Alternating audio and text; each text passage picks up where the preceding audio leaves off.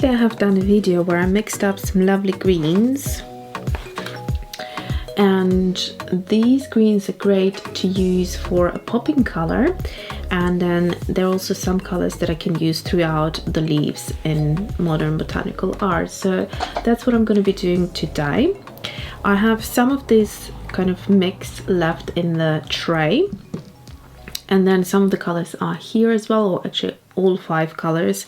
And if you're interested, these colors are from my Ultimate palette, which is available on Etsy. Alyona creates. They're handmade vegan watercolors, artist grade.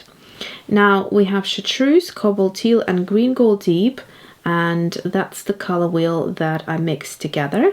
And then all the other colors, which is the other 2, the quinacridone gold deep and strawberry velvet, also was mixed in to a degree, and then we got these colors right here. Okay, so let's do our mixing. I'm going to use a small brush because the area for these illustrations is quite small, and I'm going to use the Neptune Princeton brush around 4. So I've got water here, and I've got all my colors here as well. So let's start here at the top. So we have got some colors here. Just going to go into the dish and kind of randomly pick out and maybe add as I'm going and mix a few more colors. So I've got more chartreuse here.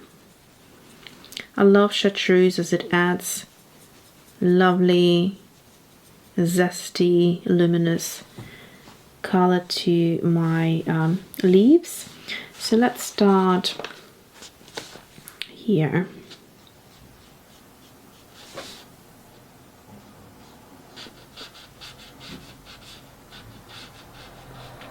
This is a palm leaf, and so it would be a bit difficult to create a variety and range of greens, but what I'm going to do essentially is darken the tips of it to suggest a lighter middle area and darker edges, so that kind of the leaf curls, if that makes sense.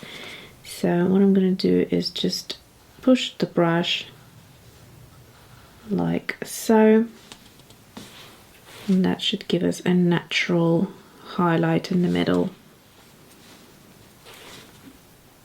So again, I'm pushing down, pulling and lifting, and then you can add a little bit more at the tip.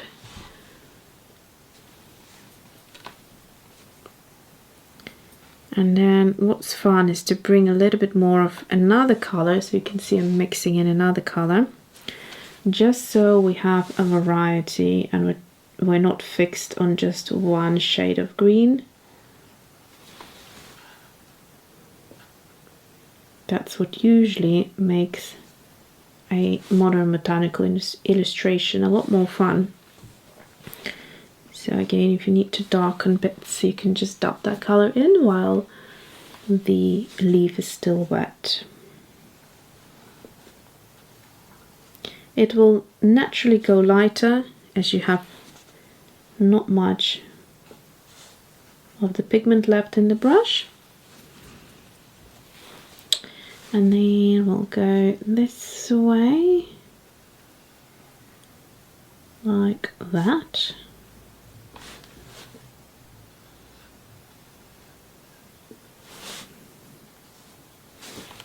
It's a bit of a funny angle for me to do this in, so I'll try to move it out.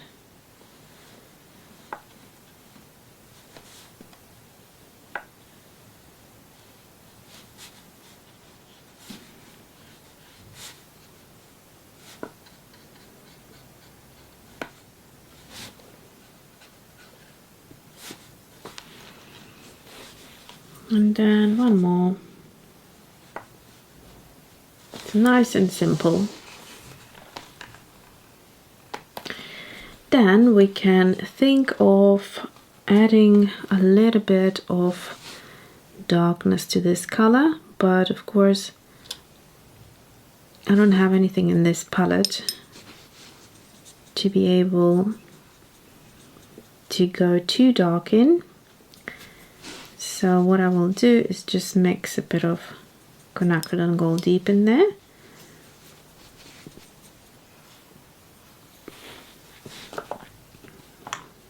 And we have a different hue.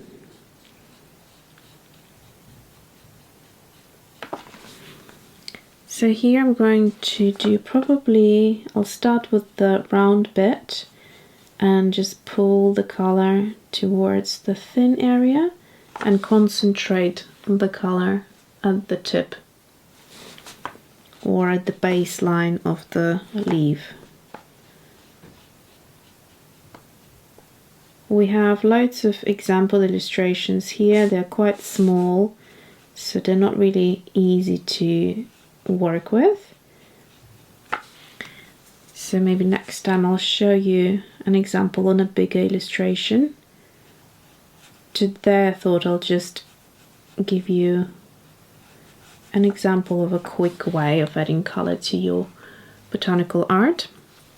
Working with watercolors that are pigment separating and granulating is a good start when you're working in a small area, because you don't need to do that much.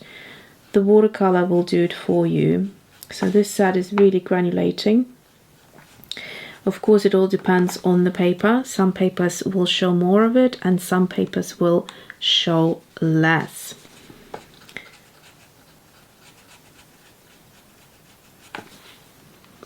So as I'm doing these leaves, I'm quite happy with them, but I can see what happened here is in some areas there's a hard edge, and I will show you later what to do to fix it. So I'm just going to rotate the sketchbook.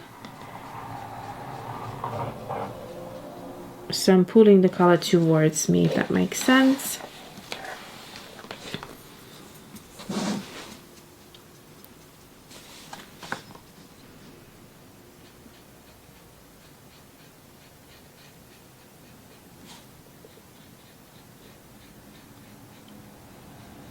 Quite therapeutic to just add a bit of color.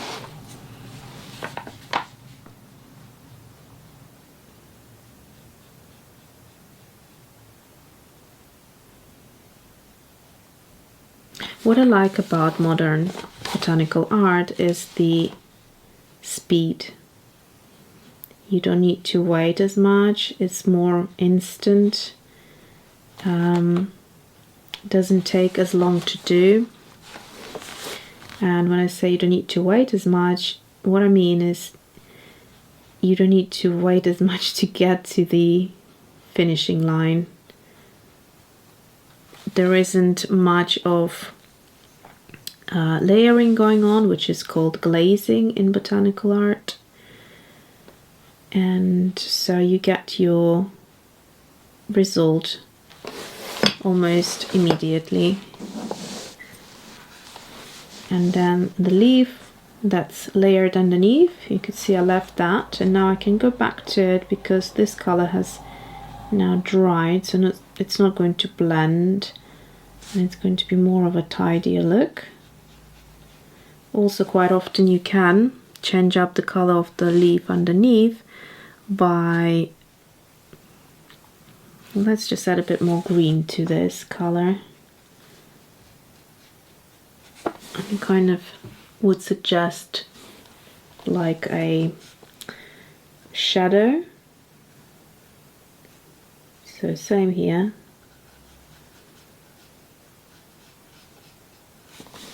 Like that.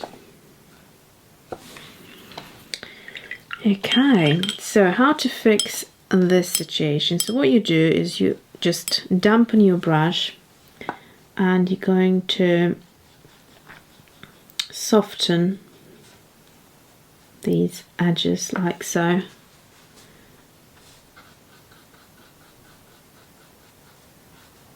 Just gently, but do it throughout the entire length, because otherwise you'll end up with the same situation, just higher there.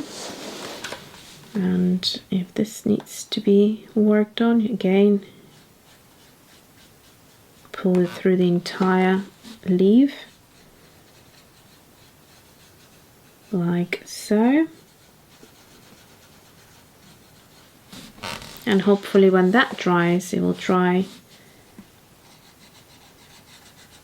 more blended. So that was a quick fix. So let's try and mix up something a bit more grey. So to do a grey colour, we can mix up this red and this blue, and we get a lovely neutralized colour, which would be great for eucalyptus type of leaves. So that would work well.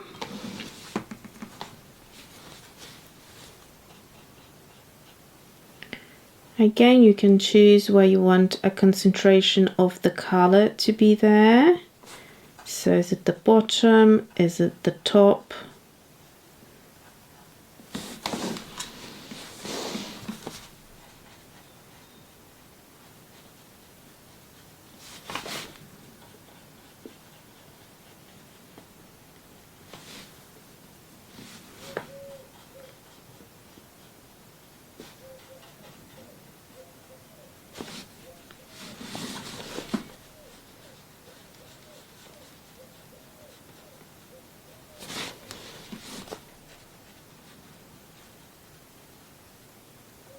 So again, because we have the cobalt teal, we have some lovely pigment separation. Also this color, the strawberry velvet, is quite unique, and it also has a pigment separating property, and so it will create a lovely textural effect. So you don't need to do that much here. So what I'm trying to say is, if you just used another red and another blue, you could get a lovely color, but it would be a little bit flat, and so you'd need to go over and do a little bit of glazing or add a little bit more of other art supplies like pencils, just to bring some depth to it, because it would be flat, it would be looking unfinished. But with the granulating and pigment separating mixes, you get, you just get a more interest from just using it once, and you don't need to do anything else to it. Don't need to add any layers or other things. So you get to a finishing line a lot faster. Again, that needs to dry fully so I can show you, but probably you can see already lovely granulations happening in these illustrations. And let's do last one. Now the last one, I'd go very juicy, and I would like to use actually this mix right here, like a gorgeous gold green. So this is a gold green deep and chartreuse. When you put them together, you get this juicy gold green, and I'm going to do just that. So we've got a nice little puddle here, and into that I'm going to use and add the chartreuse. Here we go. So that is delicious. Memory card is full. I got full and I didn't see that. So I was chatting away to myself, and I wondered at which point it stopped recording. So what I've been doing here is mixing up the two colors slightly, and the leaf that is behind the top leaf, I tend to change it up ever so slightly, just to make it look like it's either in the shade or there is a color difference, because otherwise they will look the same. So I just noticed here I need to add a little bit more of the difference, like so. So it kind of pops a bit more as well. Same thing here. Now if we have a darker colored leaf on top, then I would go lighter underneath, and that's absolutely fine. There is no kind of set rule for this, as long as you have a little bit of a difference in tone. And then I would go in and mix up another version of this other leaf so we don't have two identical colors right next to each other. These two, I mean. And that's it. So that's how you could work with colors that are not granulating, but add a little bit more variety to the colors. So we have one example here, and I can also show you what you could do if you had, say you have a green. Let's use this one here. And then you wanted to infuse a little bit of like a pop of color. So let's say you do this color all over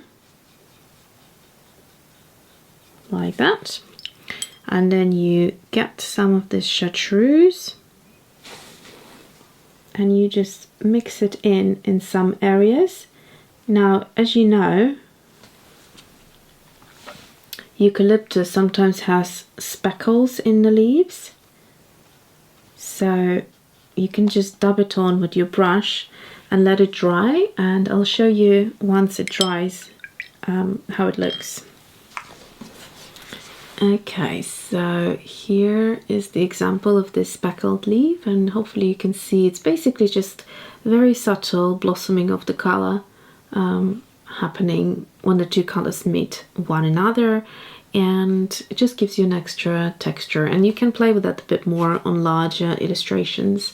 Like I said before, when it's smaller you have two choices, either variety of tonal changes or just working with pigment separating and granulating watercolors to get it right on the first go. But next time I will color in this illustration right here, although I have to say I really love the black and white look of it, but I will use the color and I'll probably add some textures or something, play around with it, and we'll have fun. So I'll see you next time. Thanks for watching.